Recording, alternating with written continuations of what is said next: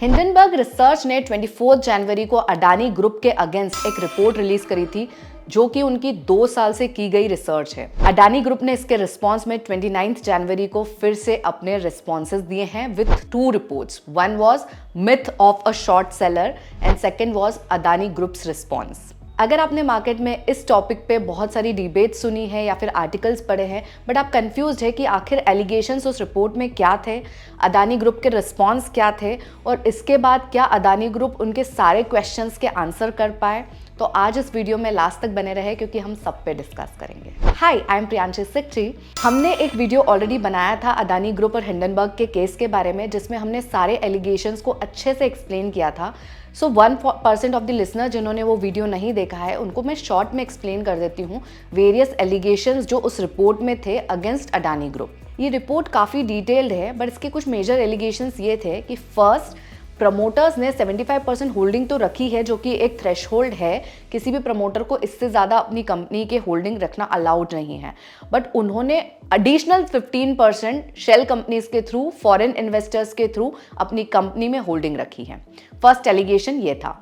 Second allegation ये था कि 75% होल्डिंग तो अप्रॉक्सीमेटली इनके पास है, कुछ एडिशनल होल्डिंग इन्हीं की शेल कंपनीज के पास है जिसकी वजह से फ्री फ्लोट जो मार्केट में है ट्रेड करने के लिए वो काफ़ी कम है, जिसकी वजह से डिमांड काफ़ी हाई रहती थी एंड उसी की वजह से इनकी वेल्थ जो है 85% बढ़ गई पिछले 3 साल में, डिमांड और सप्लाई की वजह से। थर्ड एलिगेशन ये है कि डिमांड सप्लाई की वजह से जो इन्होंने प्राइस को इन्फ्लेट किया था, इस इन्फ्लेटेड शेयर प्राइस को इन्होंने मोर्टगेज करके, प्लेजिंग करके और लोन लिए हैं।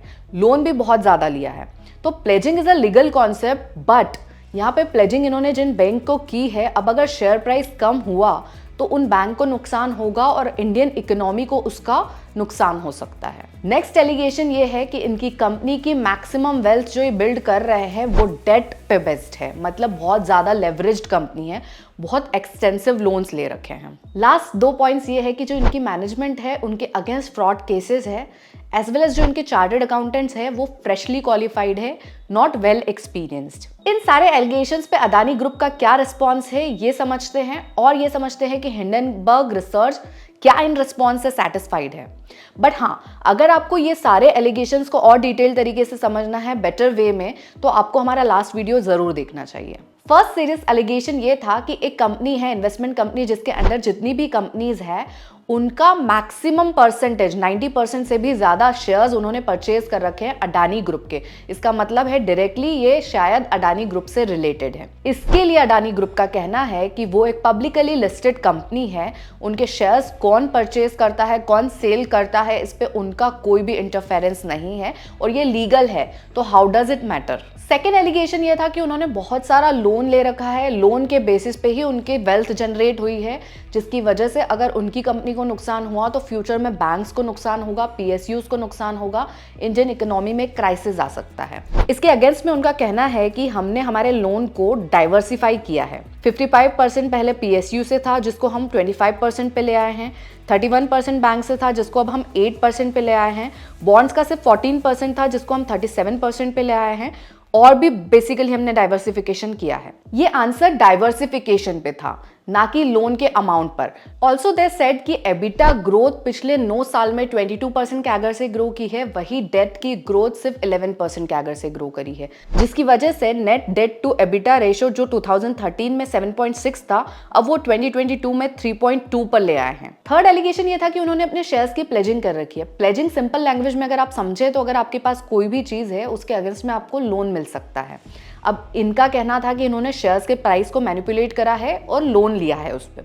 अब इसका रिस्पॉन्स अडानी ग्रुप ने ये दिया है कि हमारी प्लेजिंग पहले अगर आप देखेंगे तो ज़्यादा थी जो अब हमने रिड्यूस की है, but if you will see chart के एंड के साइड में तो again the pledging is not going down, in fact it's growing. Next allegation ये था कि इनकी जो मैनेजमेंट है उनके अगेंस्ट में फ्रॉड केसेस हैं। अडानी ग्रुप का कहना है कि ये जो एलिगेशंस थे ये पब्लिकली डिस्क्लोज थे, इसमें कुछ भी नया नहीं है और ये जो केसेस है कोर्ट में ये डिस्प्रूव हो चुके हैं, and which is true. Last allegation उनके ऑडिटर्स पे था जिनका कहना है कि वो इनएक्सपीरियंस्ड है। इसके अगेंस्ट में अडानी ग्रुप ने कहा है कि हम छोटी से छोटी फर्म को भी मौका देना चाहते हैं, and why not, because they are certified legally by the ICAI, as well as उनका ये भी कहना है कि उनकी अलग अलग यूनिट्स के 35 स्टैट्यूटरी ऑडिटर्स हैं, जिसमें से बिग 6 फर्म्स के भी ऑडिटर्स हैं। ये थे मेजर एलिगेशंस के response by Adani group. But Hindenburg research का कहना है कि 88 क्वेश्चन में से 62 क्वेश्चंस अभी भी अनआंसर्ड है,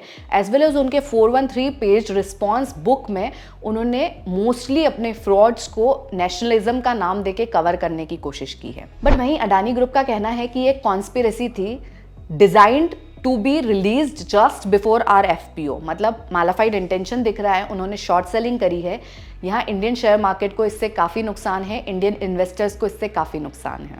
एडिशनली इसी टाइम पे ना CFO जो है अडानी ग्रुप के, उन्होंने स्टेटमेंट दिया है कि हमारा FPO फुली सब्सक्राइब्ड होगा, उसके बैंड प्राइस में कोई चेंजेस नहीं लाने वाले हैं हम। बट उन्होंने ट्रांसपेरेंटली ये भी बताया कि FPO मिक्स जो था वो शायद चेंज हो सकता है। FPO मिक्स ये है कि पहले शायद रिटेल इन्वेस्टर्स ज़्यादा पार्टिसिपेट करते, बट अब उनका मेजर पार्टिसिपेशन शायद FII से आएगा, DII से आएगा। उसमें से एक नाम अभी सामने आया है, IHC from Abu Dhabi is putting $400 million in this FPO. If you ask me today in terms of where we are, then based on the weekend's information, then yes, significant participation will be from long institutions and long strategic investors. आपको क्या लगता है इन responses के बारे में? आपको लगता है ये सेटिस्फैक्ट्री है? और हमें ज़रूर बताइएगा, क्या आपकी कोई ओपन पोजीशन है अडानी ग्रुप में? कमेंट करके।